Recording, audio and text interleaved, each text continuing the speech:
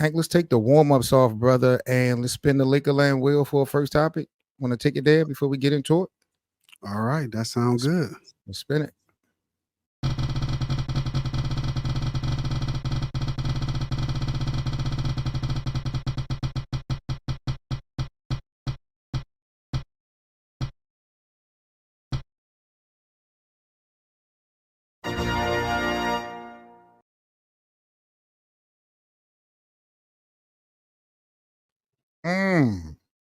All right. Has Laker Lebron been a failure? Has the experience of LeBron in LA to you, Hank, been a failure? What we got? 6 years? Yeah, I don't call it a failure. Do I think it's better than Miami LeBron or Cleveland LeBron? No, but I don't think it's a failure. Now he has spent longer in LA. A lot of people don't realize that his stint in Los Angeles has been longer than the one in Cleveland, either one in Cleveland and in Miami. What is it about the LA experience that you're not putting it at the top? Well, the amount of success that he had in those other places was crazy. You know what I mean? 4 straight finals, both places. He hasn't had that here in the Lakers. So that's why I'm saying it's not a failure, but it's definitely not up to the same level of winning, I would say, the other places had. So you're giving credit for the losses of the finals. I've never like really what's the word? You've never vilified. I've never known you to vilify LeBron for making it to so many finals and losing. You've always kind of played it fair in that conversation.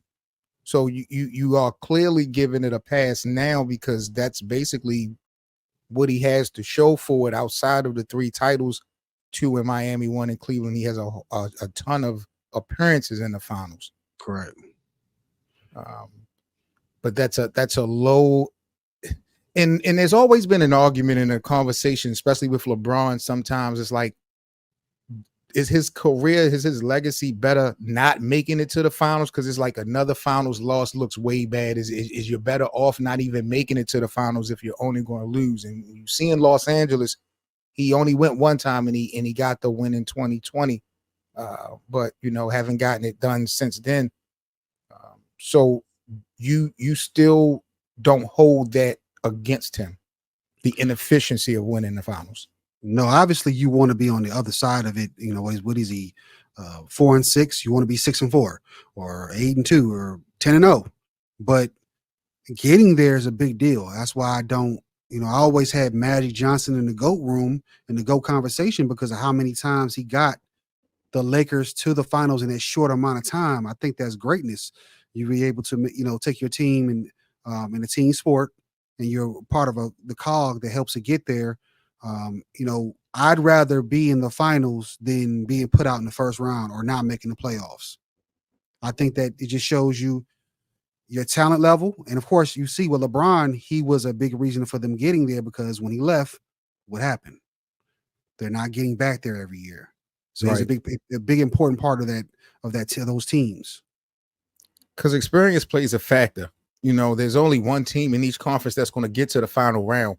But each year, the further you get, you start to develop a little bit more postseason experience. You start to learn the ins and outs, which will, set you up for more success in the following years.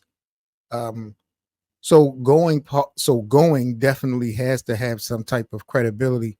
When you switch gears, though, Hank, in these 6 years with LeBron and the Lakers, from the Lakers standpoint, from the organizational standpoint, has it been a failure? The organizational standpoint? Yes. I haven't liked the way they've shuffled the roster too many times. That's what especially the 2020 championship team, they should have ran that back. Let them lose and then break it up. They didn't get a chance to defend the championship. Now, we can definitely question some of the decisions that were made by the organization over the last 6 years, but bringing LeBron into the mix, that decision alone, was that the right move in hindsight? Getting LeBron, ultimately parting ways with a lot of young pieces. When you look back at it for this Lakers organization, who was clearly struggling before he came into the mix, was that the right move? Yeah, he got a championship, and I mean, I like those young parts were awesome.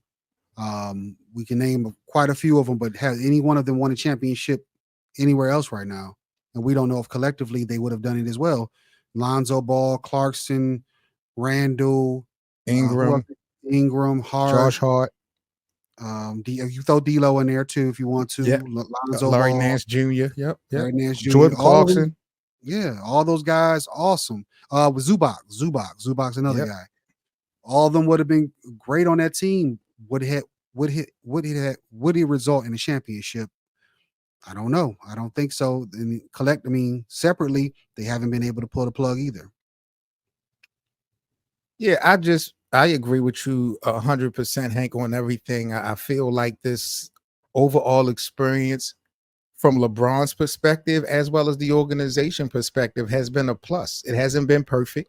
It hasn't necessarily been ideal, but we get the storylines and everything that's going to come with LeBron James no matter where he goes. We also get the storylines and everything that's going to come along with the Lakers because of the type of organization, historic champion organization that they are. But since LeBron has been there, outside of injury, they've been pretty competitive. Won the finals, went to a Western Conference Finals, only missed the playoffs, once,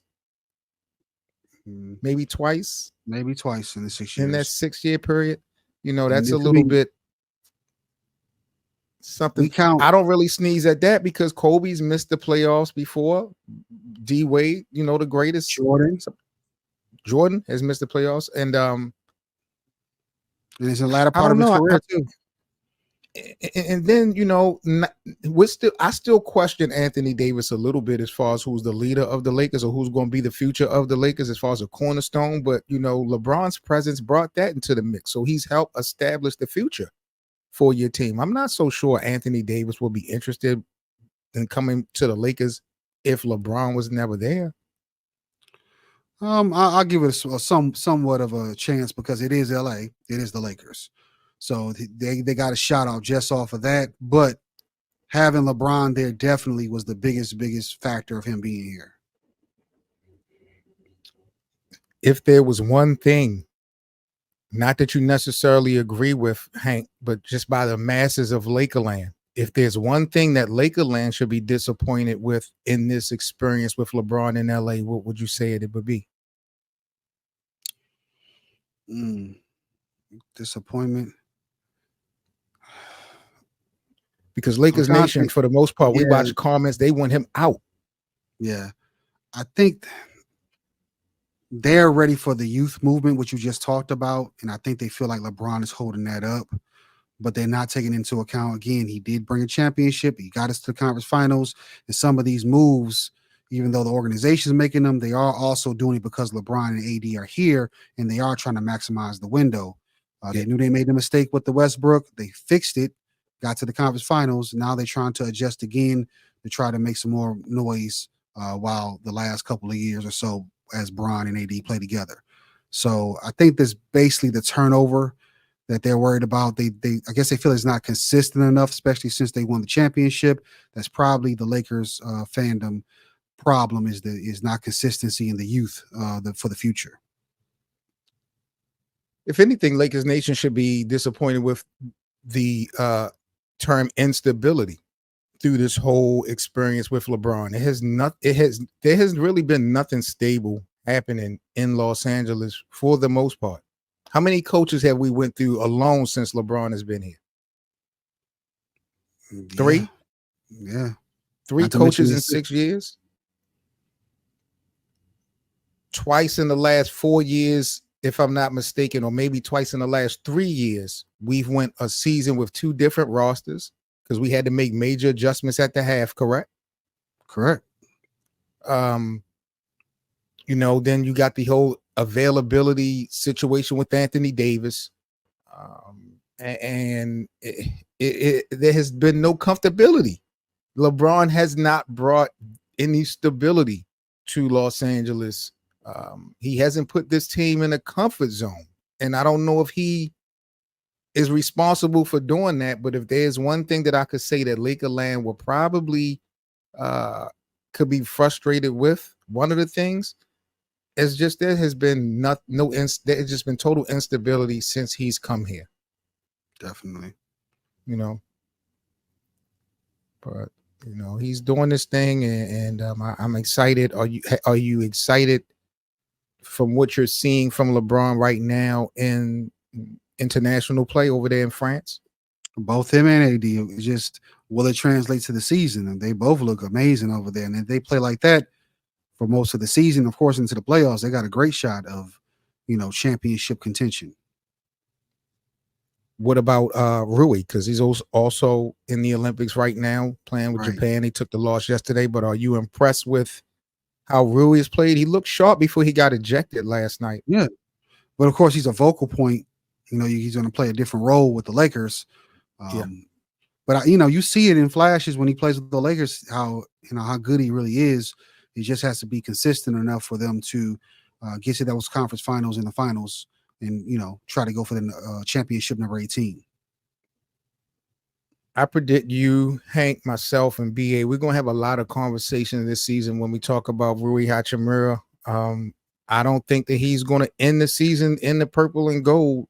If you would have to project it, do you see Rui ending the year with the Lakers, or do you think he's going to be part of a trade package before it's all said and done this year? He's definitely part of a trade package. Him and D'Lo, they're two top names being brought up for trades. Yeah. I would say you throw Gabe Vincent in there as well.